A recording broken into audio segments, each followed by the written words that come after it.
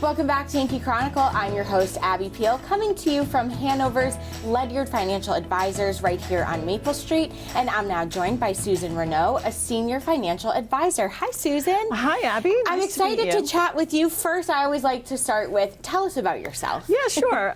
So I am a senior financial advisor here at Ledyard Financial Advisors. I work with clients on a day-to-day basis, helping them figure out how to make their money last longer, resolving issues they may have about all kinds of things. Sure.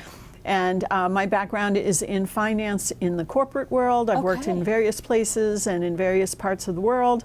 And I have come back home to this area and I've been here now about 15 years. Well, I shouldn't say welcome back. If it's been 15 years, you've been around for a while. That's fantastic. And I've been at Ledyard now for a little over 7 years. Great. So, well, we're talking about small businesses and business owners today, which is a topic near and dear to my heart.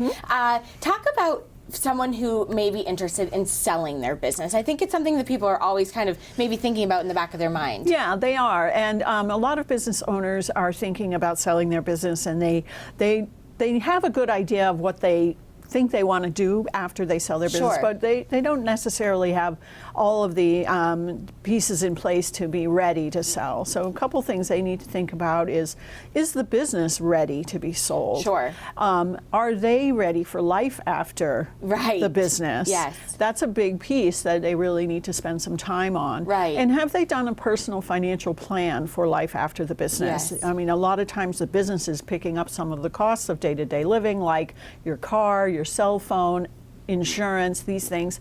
These are all things that have to be thought about as part of selling your business. It's not just the price you're going to get. So someone could come to you and you would help them map out exactly how that looked. Yeah, that's a good question. So one of the things they really need to think about is some of the expenses, for example, and how much do they need to have the kind of life that they want. So they need to kind of figure out their life plan. What's life after the business look like? And really give that some thought and some attention, because a lot of people don't realize how much of their identity is actually wrapped up in the business, Good point. Yeah. So they need to figure out, what does life after the business look like, and what is that going to cost, and how much do I need to make that work? Right. And we have a retirement roadmap financial planning tool that we can use to map out all kinds of different scenarios to help them answer those questions. And then you could kind of help them decide the pros and cons, or is it now? Is it 5 years from now? Exactly. Because oftentimes it is that kind of thing. They think, oh, I think I want to retire and sell my business next year. Right. Well, when we do the roadmap, it's clear that they need to take a couple more years to really build up the savings, for example, that they need to really be able to make it work. And those are the kinds of things we can do with our scenarios. And are you working with that client the entire time through that process of talking about this standpoint and then maybe selling the business? You know, this brings up a good point that a client really should have a good team of advisors. Right. There's a lot of work to do as well, getting their business ready for sale, for example, which is another key piece.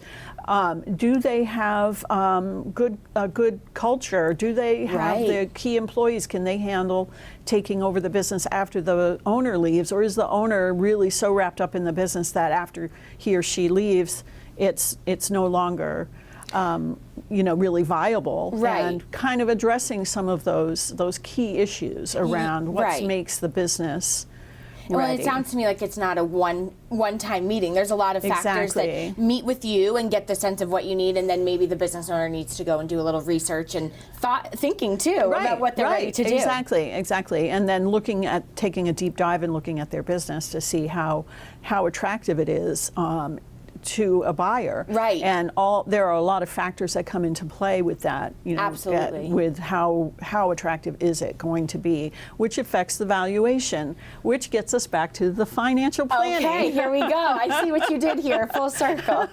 So yeah, because the value, people have a sense in their mind what the valuation is.